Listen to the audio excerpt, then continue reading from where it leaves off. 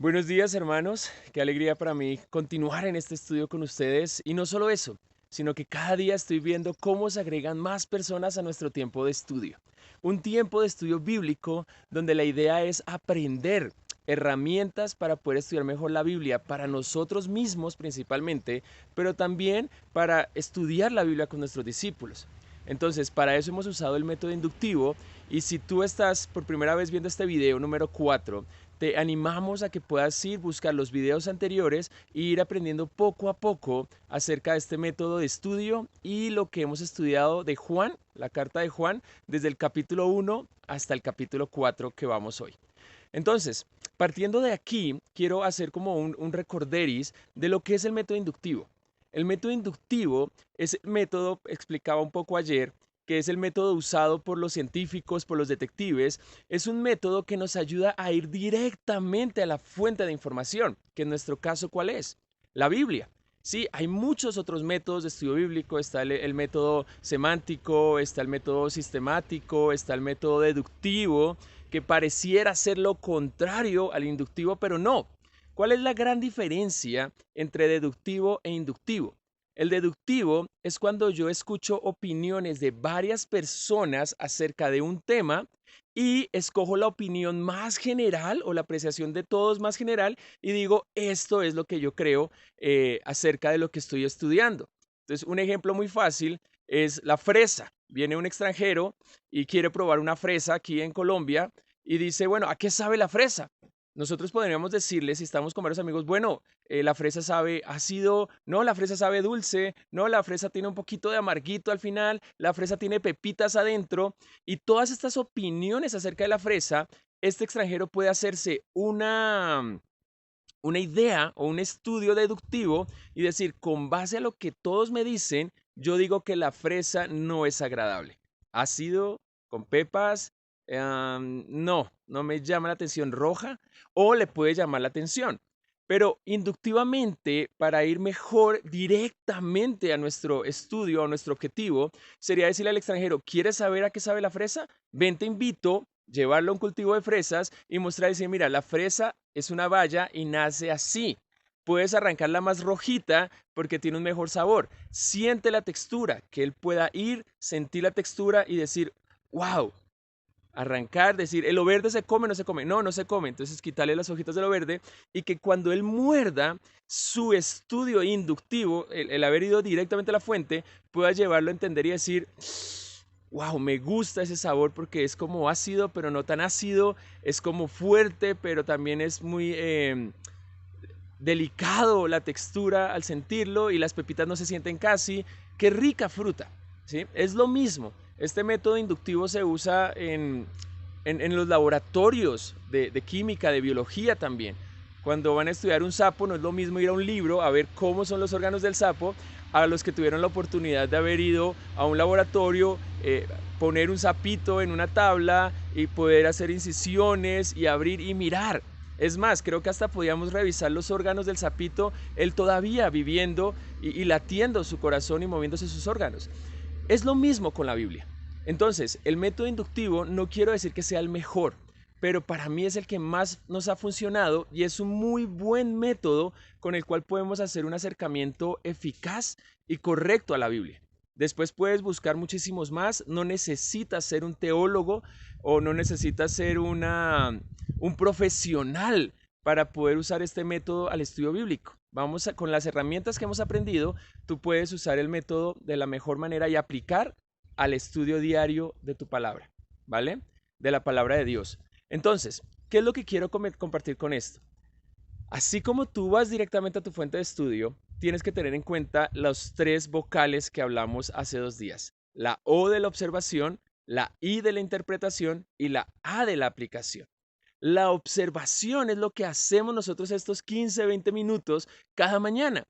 Aplicamos el orar a Dios para que Dios nos hable. Número 2, aplicamos una lectura con propósito donde vamos buscando, escudriñando qué es el sentido más importante para el autor a la hora de escribirlo.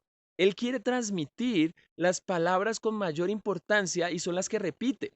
Entonces, cuando yo busco eso, o los personajes, o los eventos, o los lugares, o las palabras clave, puedo empezar a comprender mejor, a hacer una mejor observación de lo que el autor me está escribiendo, ¿sí? Y no va a pasar que escribe el autor y después nosotros interpretemos como querramos. La observación, entre más completa la hagamos, podemos cometer menos errores a la hora de interpretarla.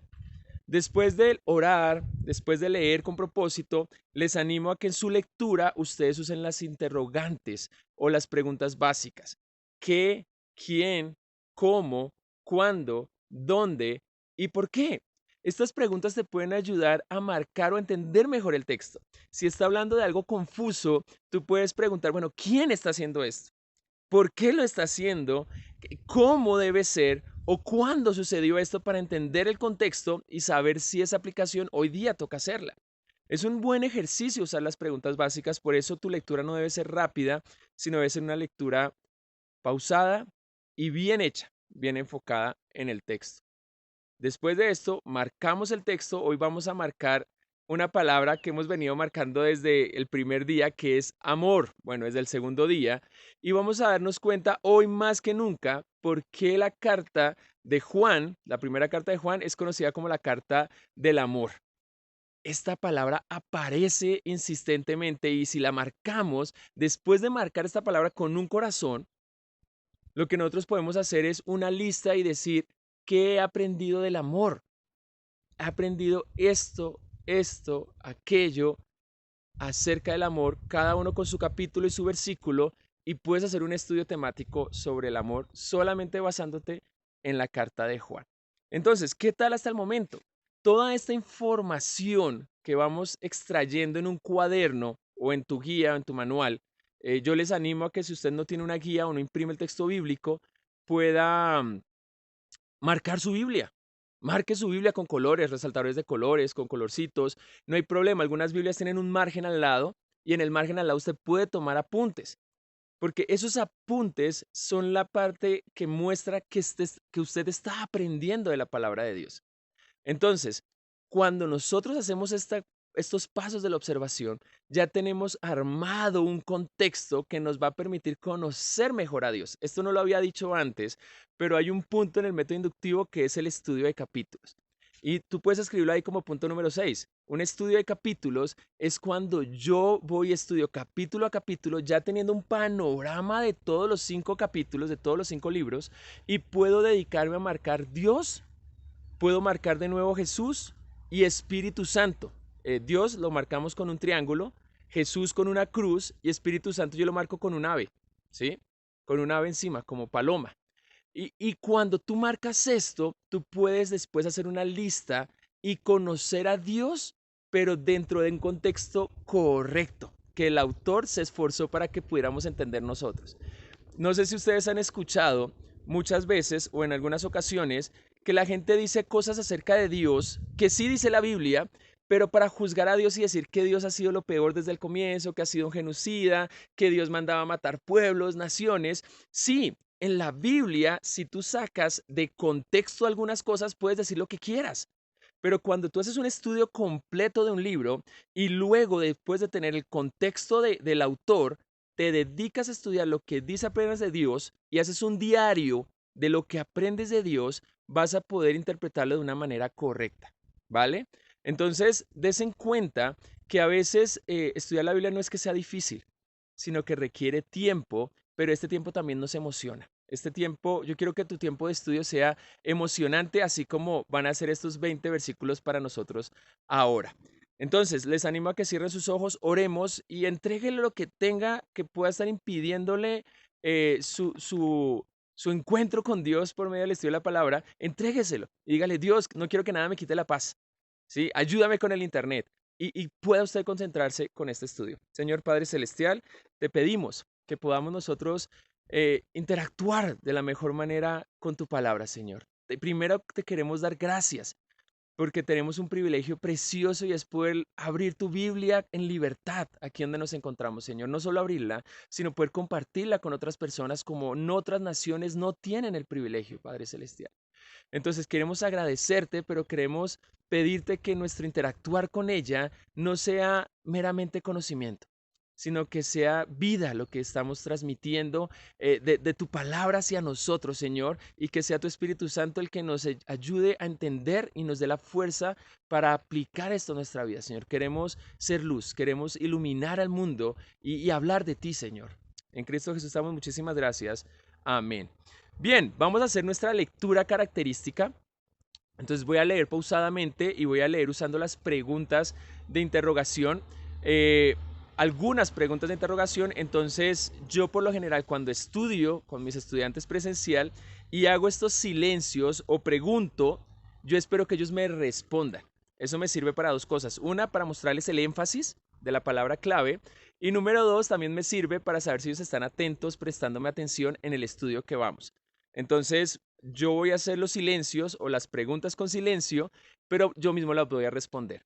Entonces dice así, versículo 4: Amados, no crean a todo espíritu, sino que prueben los espíritus para ver si son de quién, de Dios. ¿Sí ven cómo uso las preguntas? El qué prueba, quién, Dios. La respuesta está allí. Porque muchos falsos profetas han salido de ¿dónde? El mundo. En esto ustedes conocen el Espíritu de Dios.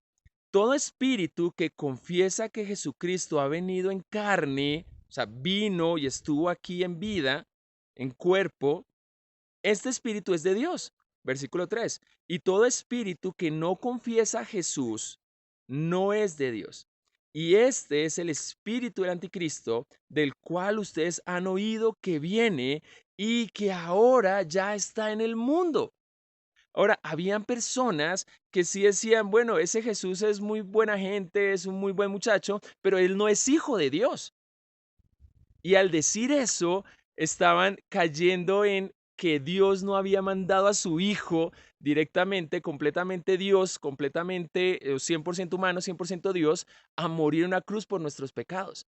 Y si tú no creías eso, era una mala información, era una información que nos desviaba del mensaje que Dios estaba transmitiendo para nosotros. Versículo 4. Hijitos míos, dice el autor, ustedes son de Dios y ¿qué han hecho? Han vencido a los falsos profetas. Porque mayor es aquel que está en ustedes, hay alguien en nosotros, que el que está en el mundo. Ellos son del mundo, por eso hablan de parte del mundo. ¿Y qué hace el mundo? Muy bien, los oye. Nosotros somos de Dios. El que conoce a Dios nos oye. El que no es de Dios no nos oye. En esto conocemos el espíritu de la verdad y el espíritu del error. Volvimos a ver la palabra clave de verdad del versículo 1. Hay un espíritu de verdad. Es interesante, antes de pasar al versículo 7, que dice que el mundo los oye a los del mundo, pero los que no son de Dios no nos oyen. Y yo quiero aquí darles un consejo, y es que usted no tiene que pelear de Biblia con alguien que no conoce a Dios. Para que alguien disfrute la palabra de Dios, primero tiene que entregar su vida a Jesucristo y recibir al Espíritu Santo, y ahí ya estamos en la misma sintonía y podemos hablar de Biblia. Pero mi consejo, ese es un pequeño consejo, un paréntesis que hago es, si alguien viene a usted y no cree en Dios, odia a Dios, a pelearle la Biblia, no pierda su tiempo peleando. Más bien, ámelo, más bien muéstrele el amor por medio de las obras, y que esta persona cuando se inquiete porque usted es diferente, preséntele a Jesucristo y permita que el Espíritu Santo gobierne su vida y luego sí hablen de Biblia. Yo lo que quiero es, a veces hay discusiones que no nos llevan a ningún lugar. Quitamos el paréntesis y seguimos el versículo 7. Amados, amémonos unos a otros porque el amor es de Dios. Ya ven que la palabra amor cobró sentido otra vez, bastante. Y todo el que ama es nacido de Dios, como lo habíamos visto en el capítulo 3. Por lo tanto, conoce a Dios. El que no ama no conoce a Dios, porque Dios es amor. Versículo 9. En esto se manifestó el amor de Dios en nosotros, Ojo aquí que esto vale para las preguntas de reflexión. En que Dios ha enviado a su Hijo unigénito al mundo para que hagamos ¿qué? Para que vivamos por medio de Él. En esto consiste el amor, no en que nosotros hayamos amado sino a Dios, sino en que Él nos amó a nosotros. Él es Dios. Y por lo tanto, ¿qué hizo? Envió a su Hijo como propiciación o pago por nuestros pecados, porque nuestros pecados nos tienen alejados de Dios. Versículo 11. Amados, si Dios así nos amó, también nosotros debemos, ¿qué? Amarnos unos con otros. Versículo 12. A Dios nunca lo ha visto nadie. Y este es uno de los argumentos que más nos dicen nuestros amigos, es, pero si no se puede ver. Y le hemos dicho, es como la brisa, el aire, usted no lo puede ver, pero Dios está ahí. Muy bien. Aquí el autor dice, sí, efectivamente nadie lo ha visto. Pero si nos amamos unos a otros, Dios permanece en nosotros y su amor se perfecciona en nosotros. ¿Y dónde sería un buen lugar para que los demás vean a Dios? En esto sabemos que permanecemos en Él y Él en nosotros, en que nos ha dado de su Espíritu. Y nosotros hemos visto y damos testimonio de que el Padre envió al Hijo para ser Salvador del mundo. Todo aquel que confiesa que Jesús es el Hijo de Dios, Dios permanece en Él y Él en Dios. Y nosotros hemos llegado a conocer y hemos creído el amor que Dios tiene para nosotros. Dios es amor. Y el que permanece en amor, permanece en Dios y Dios permanece en él. Versículo 17. En esto se perfecciona el amor en nosotros, para que tengamos confianza en el día del juicio. Pues como Él es, así también nosotros somos en este mundo. ¿Cómo? Ya tienen la respuesta. Versículo 18. En el amor no hay temor. Esta es como la parte práctica, sino que el perfecto amor echa fuera el temor, porque el temor involucra un castigo, y el que teme no es hecho perfecto en el amor. Nosotros amados, porque nosotros amamos, perdón, porque Dios, nos amó primero. Si alguien dice, yo amo a Dios, pero aborrece a su hermano, es un mentiroso. Porque el que no ama a su hermano, a quien ha visto, no puede amar a Dios a quien no ha visto. Y este mandamiento tenemos de él, que el que ama a Dios también ame a su hermano. ¿Por qué? Porque Dios nos amó primero. ¿Sí ven las preguntas cómo se usan? Ahora, ¿qué palabras sobresalieron aparte del amor? Porque vamos a marcar amor. Entonces yo quiero que tomemos tiempo para marcar amor con un corazón. Cada vez que veamos la palabra verdad, que aparece una vez en este capítulo, pero es muy central, vamos a hacer una línea ondeada debajo de verdad y permanece. Acuérdense que esa línea ondeada es verdad, permanece, porque es importante en este capítulo, en toda la carta de Juan. Pero quiero que marquemos Dios con un triángulo, Jesús y sus pronombres con una cruz y Espíritu Santo con un ave.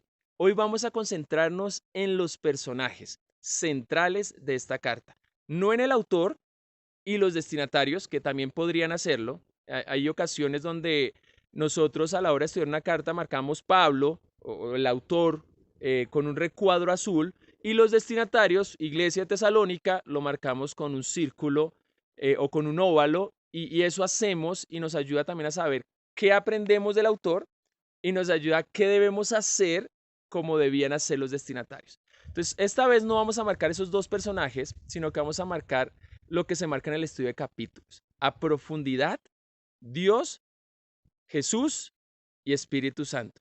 Esos los tres personajes vamos a marcar para ver qué aprendemos de ellos a profundidad, porque ya tenemos un buen contexto armado.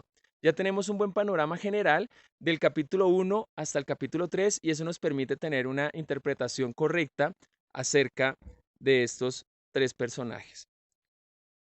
Amados, marquémoslo con un corazón. No crean a todo espíritu, sino prueben los espíritus para ver si son de quién. De Dios.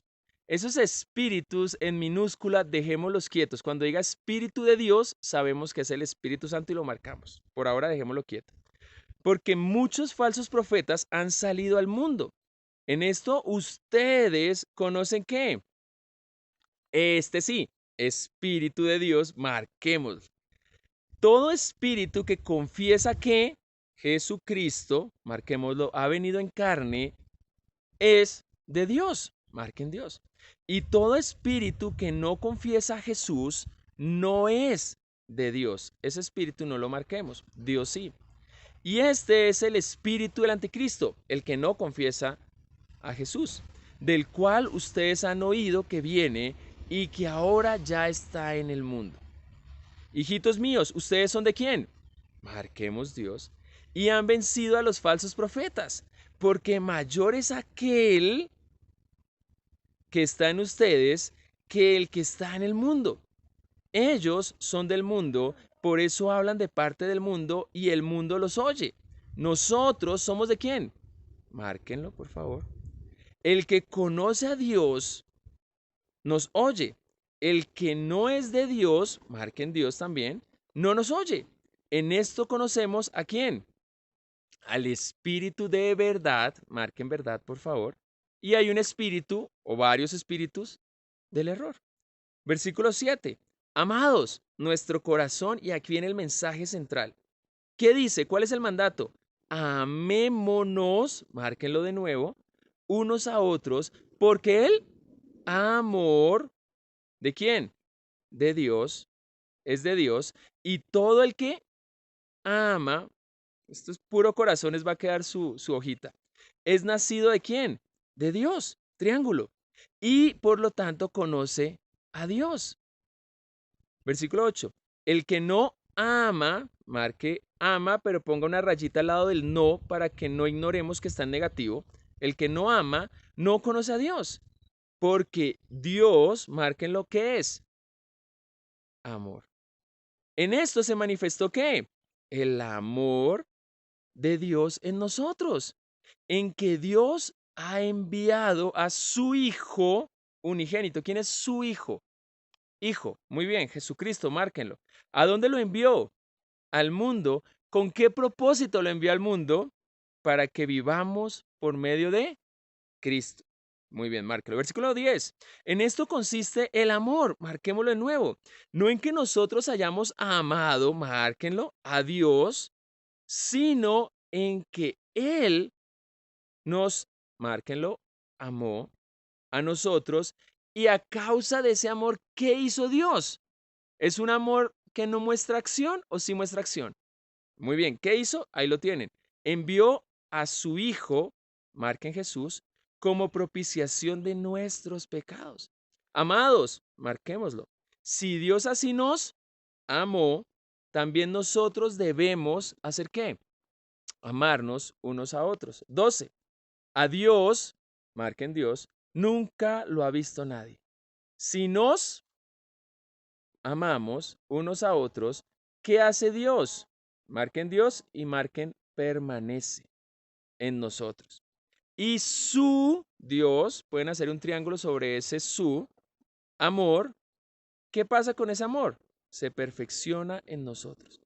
En esto sabemos que permanecemos, márquenlo, en Él y Él en nosotros, en que nos ha dado de su espíritu. ¿Qué espíritu es? Hagan la palomita arriba. Y nosotros hemos visto y damos testimonio de que el Padre envió al Hijo para ser el Salvador del mundo. Ese Hijo es Cristo. Si usted no sabía cómo compartir el Evangelio a alguien, léasle estos dos capítulos, capítulo 3 y capítulo 4, si quisiera. Ahí está el Evangelio. Todo aquel que confiesa que Jesús, marquémoslo, es el Hijo de Dios, ¿qué pasa con Dios? Marquen Dios. Permanece en Él y Él en Dios. Y nosotros hemos llegado a conocer y hemos creído el amor que Dios tiene para nosotros. ¿Dios es qué? Amor. Y el que permanece en amor, y marque permanece también, permanece de nuevo ¿en quién? en Dios. Esto es una relación que no podemos separar. Y Dios permanece en él. Versículo 17. En esto se perfecciona el amor, marquémoslo, en nosotros, para que tengamos confianza en el día del juicio. Pues como Él es, así también nosotros en este mundo somos. Versículo 18 al 21 dice, en el amor no hay temor, sino que el perfecto amor echa fuera el temor, porque el temor involucra castigo, y el que teme no es hecho perfecto en el amor. Versículo 19, nosotros amamos porque el que hizo nos amó primero. Si alguien dice yo amo, márquenlo, a Dios, pero aborrece, hagamos el corazoncito tachado, a su hermano, es un mentiroso, porque él no ama, porque el que no ama, marquen no ama a su hermano, a quien ha visto, no puede qué. Es obvio, amar a Dios a quien no ha visto. Y este es el mandamiento, hágame, subráyeme mandamiento, por favor, que es importante. Tenemos de él. El que ama, marquen, a Dios, ¿qué debe hacer? Ame también a su hermano. Muy bien, entonces las preguntas de reflexión las vamos a ver ahorita. ¿Listo? No las voy a decir, sino que las vamos a ver y quiero que sigan sus opiniones. Recuerden decirme el versículo de donde extraen la respuesta a la pregunta. Vamos a practicar lo que es hacer listas. Entonces vamos a agarrar todos los dibujos de corazón que hicimos, vamos a agarrar nuestro cuaderno y ahí vamos al frente a escribir versículo tal, dijo esto acerca del amor, el amor, el amor, el amor. Y esto lo vamos a hacer enseguida. Dios les bendiga. Hasta luego.